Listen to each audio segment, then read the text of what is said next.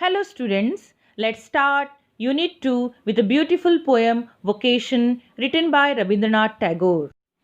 Vocation. Vocation means strong feeling of suitability for a particular career or occupation. This poem echoes a child's ever-changing dreams for the future. When he sees different people around him, his dream for the future changes according to the people which he sees. Let's start the poem with a warming up activity, which will take us to the theme, the central idea of the poem. So let's start the activity number 1. Pick out the words that refers to means of living and fill them in the way. Means a person adopt to fulfill his needs. It's called means of living. Job, occupation, employment, vocation, placement, business, mission, career, profession are the means of living. Activity number 2. Using a good dictionary, find the shades of difference in the following. Shades of difference means what difference they have in their meaning. They sound same, that they're related to means of living, but what difference they have in the meaning, that we have to find from a good dictionary. Profession refers to an activity that requires specialized training or skill. Vocation refers to work or way of life you believe is suitable for you, is vocation.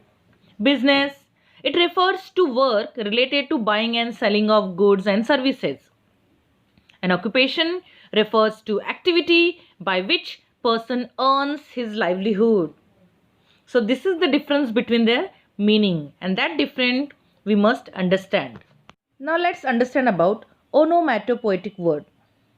An onomatopoetic word is a word which is formed from a sound associated with it, is onomatopoetic word.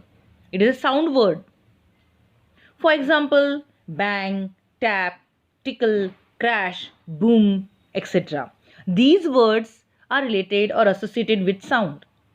So, a word which is formed from a sound associated with it is called onomatopoetic word. And student, when an onomatopoetic word occurs in the line of a poem, the figures of speech of that line is onomatopoeia. Means when an onomatopoetic word, means sound word, occurs in a line of a poem, then what figures of speech of that line? The figures of speech of that line is onomatopoeia. So what do we understand from this? When an onomatopoetic word occurs in the line of a poem, the figures of speech of that line is onomatopoeia. Students, write down 8 to 10 onomatopoetic words on your own. Here I am giving few of it. You must write by your own few more. The examples are chatter, hiss, murmur, zoom, quack, honk, babble, click. These are the words which indicates sounds. So they are onomatopoetic words. And when such onomatopoetic words occurs in a line of a poem, the figures of speech of that line is onomatopoeia. I hope you understand about these figures of speech very well.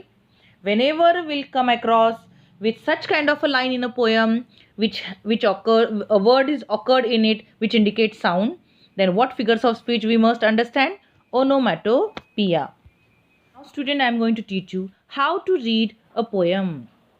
Loud reading of the poem Vocation, written by Rabindranath Tagore. Name of the poem Vocation. Let's start loud reading.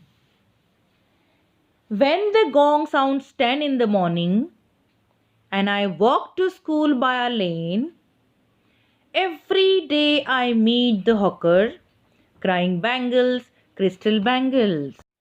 There is nothing to hurry him on. There is no road he must take, no place he must go to, no time when he must come home.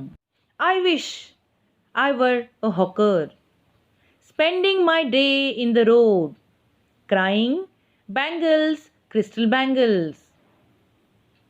When at 4 in the afternoon I come back from the school, I can see through the gate that house, the gardener digging the ground. He does what he likes with his spade. He soils his clothes with dust. Nobody takes him to task if he gets baked in the sun or gets wet. I wish I were a gardener, digging away at the garden with nobody to stop me from digging. Just as it gets dark in the evening and my mother sends me to bed, I can see through my open window the watchman walking up and down. The lane is dark and lonely, and the street lamp stands like a giant with one red eye in its head. The watchman swings his lantern and walks with his shadow at his side, and never once goes to bed in his life. I wish I were a watchman, walking the streets all night, chasing the shadows with my lantern. This beautiful poem is written by Rabindranath Tagore. Students, we will see the stanza-wise explanation in next video. Thank you.